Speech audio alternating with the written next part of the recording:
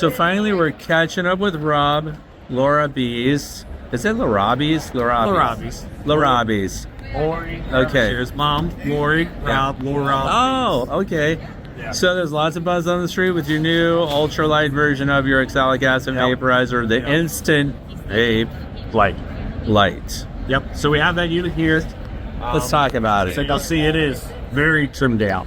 Yeah. So I like this thing for a few reasons. I think it matches a very certain hole in the market in a lot of ways. So one of the biggest things is the design, right? But once we get past that, the bowl is different, follows the same patterns and principles of the larger InstantVaps, but it's got a single cartridge heater in it instead of a dual heater. To compensate for that, it's got a smaller cook pot to equal the same amount of heat up time and treatment time. The only drawback to it is the warm-up time to get back up to that start temperature is not with those. It's almost instant when you can walk colony to colony. When it's done, you can move to the next. This has about a minute or so heat up, so you end up being about a minute, 20 minutes, 30 seconds for a full craft dose. Yeah. For 10 colonies, 20 colonies, it really doesn't matter if you're 30 seconds or a minute 30. It's kind of trivial. When you start getting into a lot of hives, those things start to matter.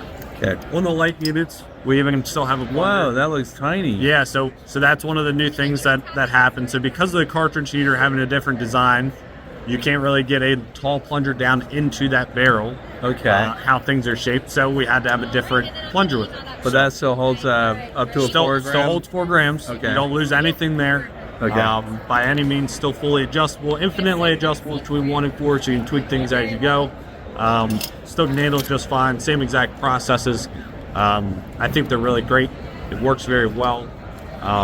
You'll notice our standard red light. If you guys have seen the compact unit, that's now the indicator instead of having the full screens that are big and so it shows it's up to temperature, or yeah. So it's kind of like a NAHBE light. So it does a solid light when it's ready and up to temperature. It does a fast blink when it's treating, and then it tells you like, okay, I've got no load, but I'm still heating up. So then it goes to a slow blink just to tell you like, hey, like you can start moseying to the next colony. I'm just kind of doing my thing.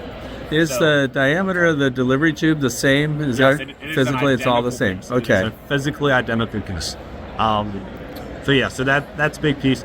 The next piece, because it's a single heater, is the battery. So for years we've been pitching 5 amp hour, 5 amp hour, 5 amp hour minimum. Across the board, no power stack.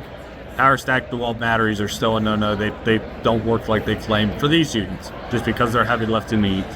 But you can run a 2 amp hour battery on this and get through, 5-10 colonies, depending on air temps and dosages and that kind of thing. Basically one of the smallest DeWalt batteries you could buy, or Milwaukee, Makita, Bosch, or whatever the unit you pick.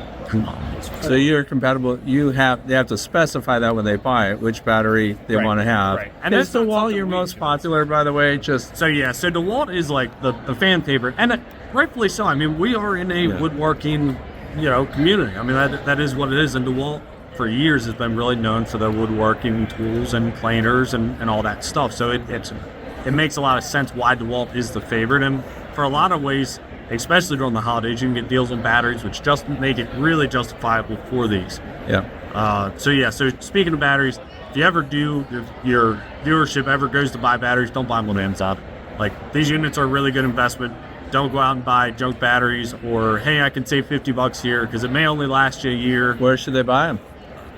Big box stores. It sounds crazy. Home Depot, Lowe's, trusted the good batteries. You're investing in a quality product. This unit is only as good as the power supply. If you put a bad power supply on it, you're only going to get half the treatments. Right.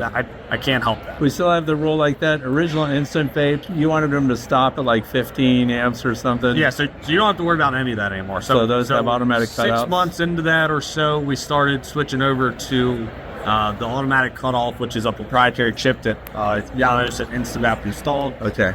We all think that as a service to retrofit those models, if people had these, and then starting with the compact there forward, everyone has that as a standard feature. So that decision is not by any means done with the battery itself. Like, they need protection. I believe the only one that does it is a Ryobi battery, which is kind of funny because they're generally on the lower tier, so they have more electronics than the bigger ones. So I found that pretty interesting. But yeah, so quite interesting. Even these will cut off at 15.2 volts, like you said. Automatic. They just don't read the They don't have volts. to worry about anything. What is this? So That is a device that I started tinkering with. This is really a discovery piece that I want to get people's feedback on. This was built out of necessity for me. So I love my Applemate boxes. 10 frame boxes get really tight after a bunch of inspections. I get a lot of propolis where my bee space is, where my frames meet. And I get in there and I scrape with my hive tool, and I never really find a good angle for it, or end up gouging something. And if I don't do that to clean those frames up periodically, I wind up like jamming the last frame in, or I'm like going like this and rocking it back and forth to really force that frame in. So this is literally a pocket frame scraper for that. So you can see it's got a little channel. Pocket frame scraper. It's got a little height to it, so you can get in there and scrape the edge if you need to, or like a zero height planer on this backside. Where's your demo frame? So I didn't bring one. I wanted one that had material on it, but it just is what it is. I know it's kind of funny. I'm selling a frame scraper. That's right. Well, because she posted that on Facebook, I think, and I was like, "What is that thing? I don't even know what that does." So I'm glad you explained that. So that's for frame scraping. So it's been a super hot ticket. So we are getting more into the manufacturing space and developing things. So this is another really unique thing. I had a big fear of these for a while as a new beekeeper. This is a easy check. As you can see, it just doesn't have the yellow top to it. The original yellow top, that's a leaker. So they actually fixed that. So I did not like these when I was first starting them, because they leaked everywhere. This stuff. Yeah. So apparently that was a quality control issue that they fixed. So they were like, hey, if they leak, you buy a new one, they leak, we'll replace it. They've been very religious about that. So that's apparently the case with all the new ones. That's why we've invested in them and buying a bunch of them to sell. That being said, I didn't realize I was calling out your own stock there. So they're fixed. They don't leak anymore. We clarified that. Good. Yeah. Okay. So the problem that this had is I'm in a rush. I mean, I run a business. I'm always moving. I'm hustling. Yeah. As it turns out, I wash queens with my bees. Sure. Not a good plan. So what ends up happening is I'm trying to help my colony. I end up hurting my colony. Yeah. So I use some of the same principles. This is a queen excluder that I designed. Same principles that we already use in our bee box. Okay. For the easy check. Cool. It just sits right on there.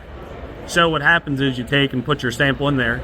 Okay. And then we have what I call the puck, which is just a simple weight. This is a hollow 3D printed piece, which we will have injection molded to not, it'll be redesigned to not be this heavy. But regardless, it's just a very gentle weight that goes in there and drives the bees down. Oh, so it just rests on them and the bees move out of the way of it. It just easily drives them down through that filter. And if your queen were there, you'd have her on top of that, and she would down and so what ends up happening is you're left with, instead of sorting through 300 bees that are all moving around trying to see if your queen's in the batch, you're looking at, potentially drones if you're in that time of year, and a queen if you have to. So if you want to sample your drones too, you can very easily glance, go, oh, she's not in there, and dump them in there too. Or you can go, oh, I just want to sample the nurse bees, and back to the colony to go. I've heard it done a few ways, so there's some options there. So that being said, I went through this whole process. So I wanted to make testing a lot easier for people now that we've got treatment so locked in. So this piece here is my sampling and grafting tray. So this is a piece that I built, again, out of necessity. It's in a stored configuration, so this bracket here comes off. But you'll notice we've got two handles on the back, and it's a frame of the shape of a frame. So what happens is you sit this on top of your bee colony, you pick out... Where's the sample frame for that? I'm going to show you. It's right here. So between my hands is the sample frame. Loaded. It's the best frame you've ever seen. Okay. I like it. Right here. It's wooden. It's great. You shake one, and all your bees fall up here. Right. Those are great bees, by the way. I know you can't see them on camera, but they are great bees. And then you grab your second frame, shake them here. What ends up happening is you have enough nurse bees here to pile up. Some of them will hold it. You're going to pour them through that corner? And you literally just grab on the corner like this and give them a shake, and you can go right in. So the only downside with that, with you going direct into the cup, is you're semi-guessing at the volume of bees in your wash. You can kind of eyeball it. It's something that I plan to have a notch or something in there so that you can get a better guess at it. But I hated the bucket thing or the tough scooping them out of the tub. Scooping them out, and it just was too much of a mess. So this way, I don't have to look for queens at all. I literally grab frames that I think are the right ones I want to sample, shake the frame, go immediately into here, let it filter through. The one thing I will warn you, for those who may experiment with these, you have to do the Dawn dish soap method. I know you talk about this a lot. The fumes from Dawn Ultra Free and Clear. There you go. Okay. So So the isopropyl alcohol fumes will actually hurt the queen after a while sitting in here. So it's something that like is an easy fix. Just convince them to do the own method, which I think is much better personally. And that problem goes away. That's the only downside that I've seen with it. It does have a stop on the back of the puck so that the queen can't be cut. Oh, okay. So it's a crush stopper. Yeah, right. I like it. So that was the one issue I had. So now I can just let her sit in there forever like it's a cage. I can sit it to the side, what have you, and she's just fine, nice and content in there because of that stopper can't crush her. Okay, I noticed something else. You have Ox Vape here. You're preferring that over Apis by Oxal? So big time. So I've dealt with all the companies on a business level for a while. Yeah. This is one of the things that the cheaper that we can make treatments, the more likely people are to treat their bees. Just this is what it is. It's why we've invested in new things and brought lighter units to the light unit to the market and all that. This is a U.S. company. I've dealt with other company. They're a French company. Veteran owned. Yeah. Yep. EasyOx is a veteran-owned company based out of Ohio, and I'm really happy to work with them. You really cut the price almost in half for the consumer to have certified oxalic acid, right? And really, I couldn't be more proud to work with them. I really, it was a great swing. It was a necessary thing to kind of break down, in my opinion, a monopoly that was going on in the States. Yep. Granted, nobody else really took on the challenge, but they did it. I'm proud of it. I'm very happy to support them in it. And they're the only one I carry now because I believe in it that much. Have you tried the tablets? You like them? So the tablets for the instant because they won't work because they just fall out, right? So they can work in some scenarios. Personally, I think it's an extra step for these units. They have their place in the market. With our corded units or other corded units on the market that don't have a dispenser, they have their place in the market. With the dispenser ones, it's as easy as pulling this plunger out, sticking it in a bag, sticking it back in, and hitting it, and you're done. Yeah. So to pull it out, stick a tablet in, and put a plunger in, you'd have to do it upside down and then just slip it right, set up for the tablets to fall out, or you're going to hit the oxalic right away. Right. Yeah. So you're adding steps a little bit. I do believe that they have a good place in the market. I just don't think that it's for ones that have this tier of dosage applicator attached to it. Okay. How about your ammo containers? You sell a lot of those to transport and store your stuff? We sell a lot of those. I keep an InstantVap under my back seat in my truck in one of those because I just find it super practical. And normally I'm out in the bees and I'm like, oh crap, I have to treat the bees. So what ends up happening here, this is another one of my creations. So you've got two battery brackets. So far they only fit DeWalt and Milwaukee. They're the two primaries, so that's what we ended up doing fitment-wise. The vaporizer itself fits in the cavity here, holds it pretty nice and stable. As you can see, the lid would not shut with the plunger out, so we just have 3 plunger holders, so you could set them to different dosages. You could have spares, what have you, as well as you can put your oxalic acid in here. And the way that the unit is, the hot section is away from your bag, so it'll never melt your bag or anything like that. The dehydrative properties of the oxalic acid would potential moisture from the unit over time if you're just uncleaning or what have you. But the biggest piece is these units retain so much heat and are good at it. The front of it will stay hot. Which is why they cycle so fast. Right. But when you're done with it, you got to let it sit there 15 or 20 minutes until it stops off gassing, to sit inside of your car or something in a confined space. So this way, it's got a great gasket seal. These are brand new ammo cans, US made cans. And you just throw it in there, shut the can, and you can go immediately. Sit it on your truck seat. It's not going to get hot. You're not going to burn things. That's why we use the ammo cans. They're a tried and true thing. They've been great over the years for many applications. Well, I can say I like it. I have one. Yeah. So They work. Do you ever store a plunger in the handle of that thing? Oh yeah. You have? Yep. Okay. Do you? I do not, because I only have one. So some guys. Here's the reality. So the only time that even at these shows, that I will ever convince somebody to get a second plunger is two times. One, they'll buy it for peace of mind, but the only reason why I will pitch to them that they may need one is if they have multiple 10-frame and 5-frame hardware all intermixed in their yard. So if they end up, having to sit there and adjust this thing, because it is a fine thread screw where they can be very precise, it's so much faster to be able to have a 2-gram, a 4-gram, or a Oh, okay, I see. Yeah, that would make sense. Keep the other one in the handle, so instead of having to do their fine adjustment, they just, I got to do it too, and they swap it out. Okay. So it's a time is money, and that's what this whole thing is. This is an investment, just like your bees are an investment the entire way, with where you pick, what suppliers you pick, how the whole process is an investment. So time is money. So when you start justifying things, that's where you lose.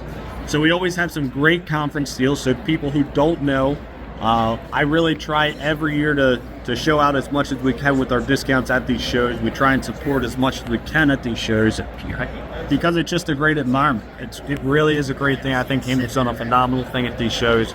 The youth programs are phenomenal. You are the first one to thank Cayman Reynolds during your interview. That is way to go, Rob. Oh, somebody has to say, he's not. I thought he's the reason everybody's here. He's the reason everybody's here. Yeah. Good job. So yeah. All right. That's a great presentation. I appreciate your time. Thanks a lot. Always great to catch up. Sure with thing. you. Likewise. Yep. Thanks for coming by.